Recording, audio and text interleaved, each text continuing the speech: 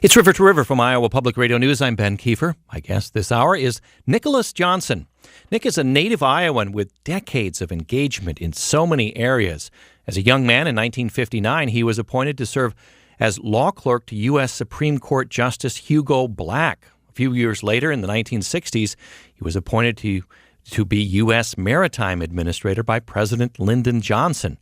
Nick is perhaps best known for his tumultuous 7-year term as a commissioner of the Federal Communications Commission, the FCC. That was from 1966 to 1973. And during that time, among other things, he was featured on the cover of Rolling Stone magazine.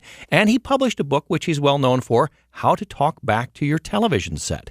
He later served President Jimmy Carter as a presidential advisor for the White House Conference on Libraries and Information Services. He's been a congressional candidate, the author of several books, articles, a nationally syndicated column, and also a school board member. From 1981 until his retirement in 2014, he taught at the University of Iowa College of Law. He has a new collection of essays. It's titled Columns of Democracy. And in it, he writes about what he sees as America's greatest threat, the global war on democracy and human rights. Nicholas Johnson joins me in the studio in Iowa City today. Very pleased to have you on the show, Nick. Well, I'm pleased to be here, Ben. Always nice to see you. Full disclosure, former professor of mine, a formative former professor of mine. Thank you. Always. And now I am a permanent follower of yours, so we return it. This collection of your essays revolves around what you see as I mentioned, a threat to America, a threat to the world. The global war on democracy and human rights. Describe what you see happening. Well, I think we're aware of things like voter suppression and so forth, things that don't seem to square with democracy.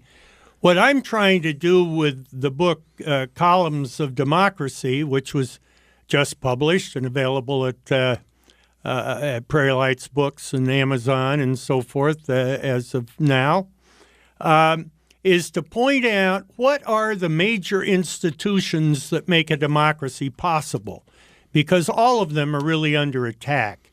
So the analogy to columns is if you've ever seen a picture of a beach house with stilts or pilings under it to hold it up, you lose one or two of those and the house collapses. And that's my point with regard to what I call the columns of democracy, the institutions that make it possible.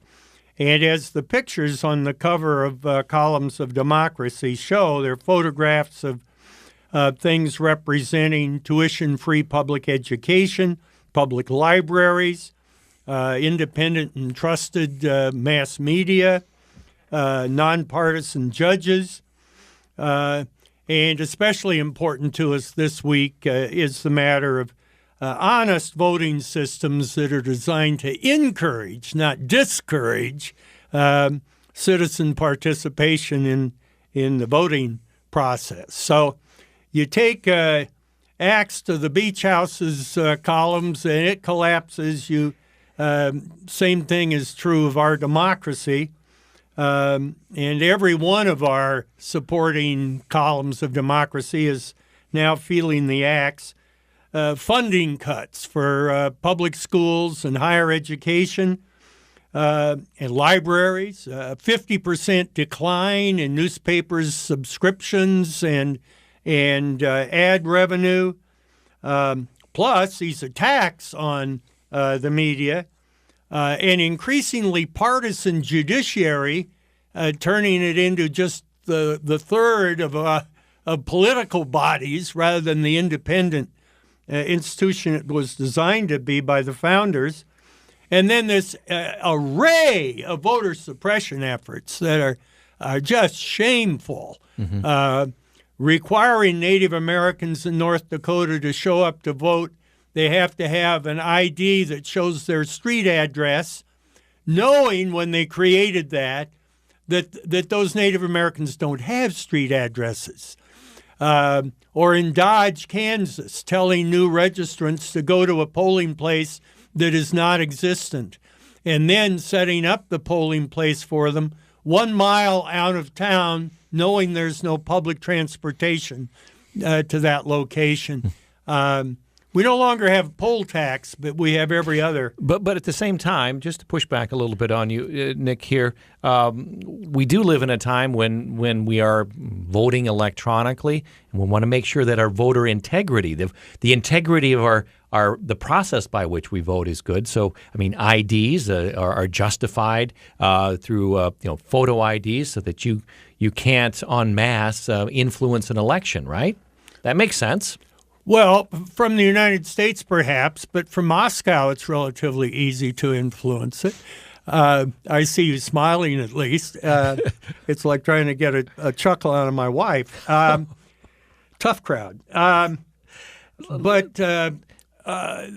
these things are introduced under the excuse that there's voter fraud. And when you ask them to show the voter fraud, they can't come up with any examples, or at least no examples that come remotely close to 1% of the people voting. This has not been really a problem, and the primary motivation is to cut back on voting. As you point out, all of this is not limited to the United States. There are now some 49 or 50 countries that are headed by authoritarian, or you could say fascist, leaders, and one of those was added yesterday. In Brazil, roughly 20% of Americans, when asked which form of government they would prefer, democracy, strongman, military rule, government by experts, roughly 20% would be perfectly happy with a military takeover or an authoritarian strongman takeover. So why is it? As you also point out in your book, there were decades during most of your career when it was a given, or so we thought, that liberal democracy, liberal democracy, meaning not the Democratic Party, but this way of electing a government, having the people rule the rulers, so to speak, was a given, that it was going to spread over the world. What do you see has happened in recent decades to turn that back? Because it is being turned back around the globe. Probably as much as, well, there's just so many factors at work. I mean, there are those who are deliberately trying to do away with democracies and replace them with authoritarian leaders. It's part of what Putin is doing throughout Western and Eastern Europe, and was trying to do in the United States. So there's some individuals who are trying to do this globally or within their own country. Part of it is just lack of attention, like the poll taken, what's the worst problem in our community, ignorance or apathy, and the answer comes back, I don't know and I don't care. If you're not paying attention to the politicization of the judiciary, if you're not paying attention to the gradual decline in percentage of support by states for their higher education and community colleges. If you're not paying attention to the fact that you've dropped your newspaper subscription and now you're going to social media on the internet, these things creep up. It's not that one day you have a democracy and the next day you find it gone. As Joni Mitchell's saying, you don't know what you got until it's gone. And it goes gradually. Let me ask you about an area that you know particularly a lot about. Of course, you were, as I mentioned, a FCC commissioner in 1966 to 1973. Ruling over the public broadcasting waves, or at least supervising them, holding licenses, reviewing licenses for broadcast stations, both TV and radio. Tell us what has happened in the meantime that makes our media a different fit for the democratic process. It seems we all live on our own little, perhaps, islands of information, right? And some islands have more to do with factual data than others. And it has put an increasing burden on public radio and public television to play the role that even the three major networks that I was constantly railing against at the time in the 60s and 70s, I now look back upon as the golden age of FCC regulation. But around the water cooler the next morning, people were talking about the same television show, or people were informed by what Walter Cronkite had to say last night. Now it's much more diverse. But what we have going on at the FCC, which is what you started asking about, is a repeal of the fairness doctrine, a lack of concern about the quantity of news and public affairs related to the community. The primary challenges now, I have in my little smartphone here probably 24 apps that provide me Le Monde in Paris, The Guardian in London, South China Morning Post, Rudolph from Kurdistan. The challenge is local media. What happens when there is no longer a strong local newspaper that has reporters? And so there are a lot of things going on at once. But when you permit this accumulation of media power, we used to limit it to, I think it was 5 AM stations, and they had to be geographically dispersed. And then along comes an owner who suddenly owns a couple thousand radio stations. Right. You mentioned the fairness doctrine. That is something that is even mentioned today. I know people mention it as something that they remember from former years. Tell us what that was, and it was, repealed? It was signed away in the Reagan administration, wasn't it? Yeah. It was essentially repealed by the FCC. The doctrine was very simple, was not at all onerous. It didn't require anything that you don't do as a matter of course working for Iowa Public Radio, which is, number one, you're obliged to seek out controversial issues of public importance and program about them. And number two, you have to present some range of views about the issue. Well, that's a definition of good journalism. But that's all it required. But it did mean that you could not have a station that is an unrelieved instrument of propaganda, regardless of the point of view. And I make a point throughout Columns of Democracy, and I'm so pleased it's now available at Prairie Lights and Amazon, well,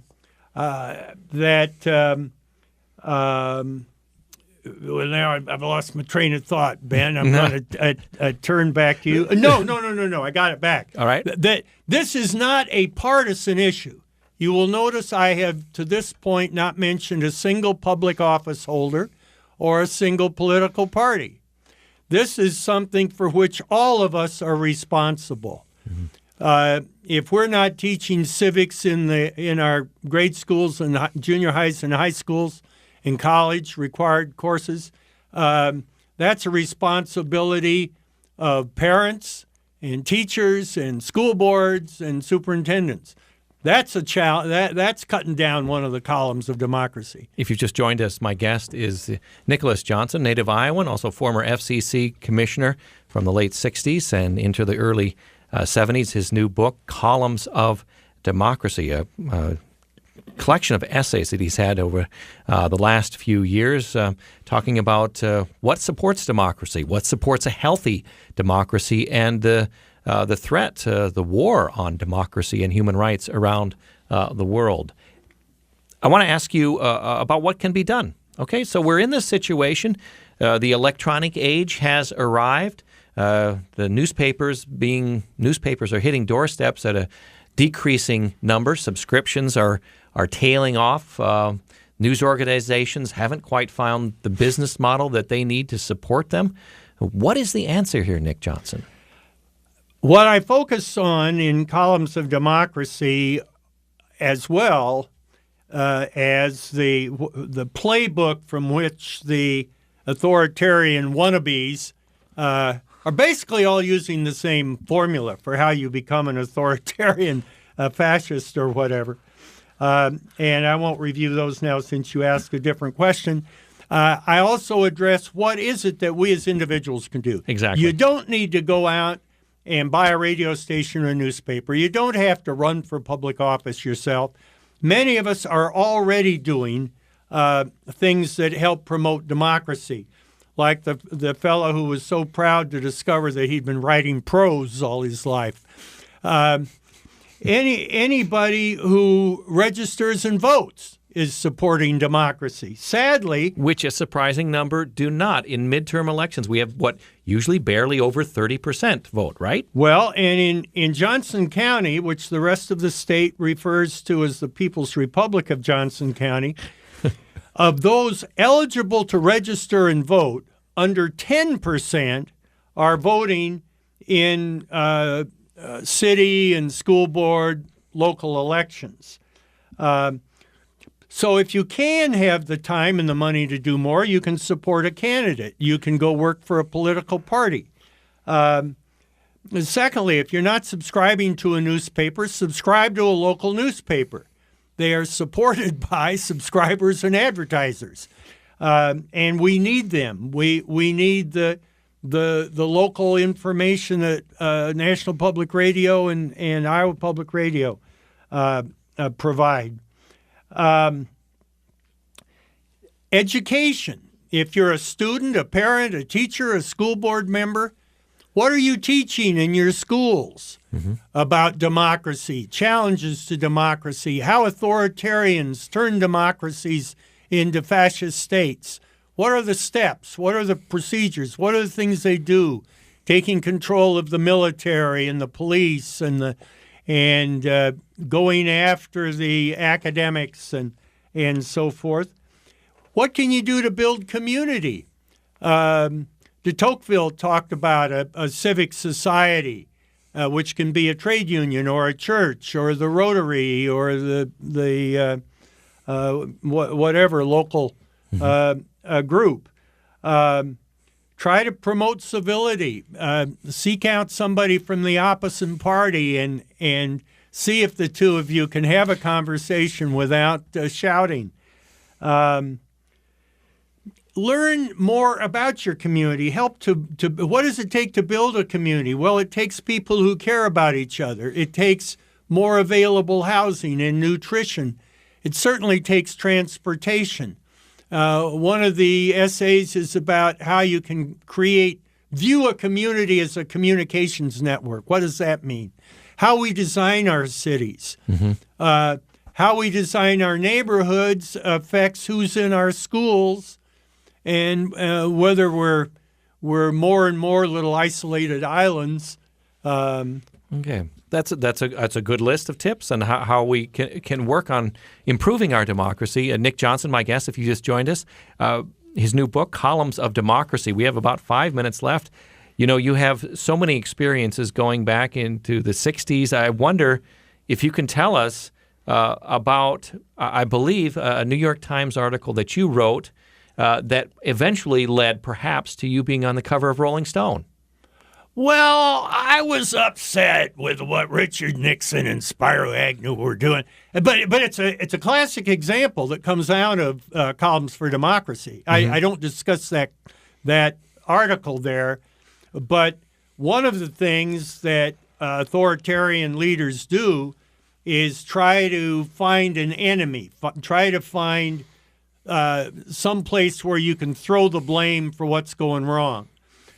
So things were not cheerful all around the United States back during Nixon's time. And what to do? Well, they had their war on drugs, but they had their war on the music. And Nixon actually asked the military to put together a multimedia presentation on song lyrics that were contributing to drugs. And I thought that was rather bizarre. And we were invited to watch it ourselves. And they included the song War, What's It Good For? Absolutely nothing. And I didn't see that had a lot to do with drugs. Or a song with the line, God damn the pusher man. I didn't see that had a lot to do with encouraging drug use. And so I just decided to have some fun with the president and the vice president and made this speech and then turned it into an article. And New York Times decided they wanted to run it as a full-page thing. There was a reaction from the White House, the Nixon White House? Oh, yeah. They wanted to impeach me. And then they found out you can't impeach FCC commissioners, and then I was delighted to live through the years when they did find out you can impeach presidents. Very good. Nicholas Johnson, we have a couple minutes left. So what does all this add up to for our time, for 2018 and beyond? What is the overall overriding message you want to send out with this collection of essays, Columns of Democracy, that's most relevant to us now? What's most relevant to us now is that, as you mentioned earlier, this is the first time in my lifetime when I have become aware of how fragile a democracy is, that I have become aware of all the ways in which it is now under attack, sometimes coordinated, oftentimes not. Attacks on the media, attacks on education, running up student debt, failing to fund higher education, even failing to fund community colleges, right, which we need. So you're saying, I mean, in your working life, you retired in 2014 from the University of Iowa College of Law, but your working life goes back to the 1950s. You're saying in that nearly 70 years, you have not seen an assault on the pillars, the columns of democracy like you're seeing today. I've seen assault, but I didn't view it as an assault on democracy. We've gone through challenges. We've got more than we deserve and more solutions than we've ever tried. But the greatest challenge now is the attack on each of these pillars of democracy, columns of democracy, now available as my new book at Prairie Lights in Iowa City and Amazon. Okay, very good. So what are you doing these days? We've got about 30 seconds, up to 45 seconds. What are you doing? You're working on another book? I'm working on another book, and I've got two more in line after that. I want to do a memoir. I want to do a book about the future of the media. You may remember the one I did about a 30-year look forward called Communications in the Year 2000. I wrote in 1969. It sort of played out. I'd like to try it again with where we're going to be with the media 30 years from now. Well, we'll look forward to that. Nicholas Johnson, thank you very much. His new collection of essays is titled Columns of Democracy. Nick Johnson, thank you for coming into our studio today. Oh, thank you, Ben. It's such a pleasure to be with you. Coming up after a short break, I'll talk with a conversation I had last Thursday, actually, recorded last Thursday. Congressman Rod Blum of Iowa's 1st District. We'll hear his conversation coming up in this next half hour. By the way, his Democratic opponent will be on this program later this week. Abby Finkenauer, slated to be a guest here on River to River, Friday, November 2nd, over the noon hour. I'm Ben Kieffer. It's River to River from Iowa Public Radio News.